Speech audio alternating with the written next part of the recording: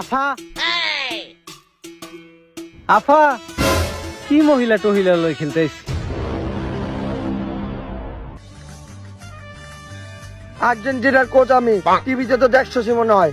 না দেখি নাই।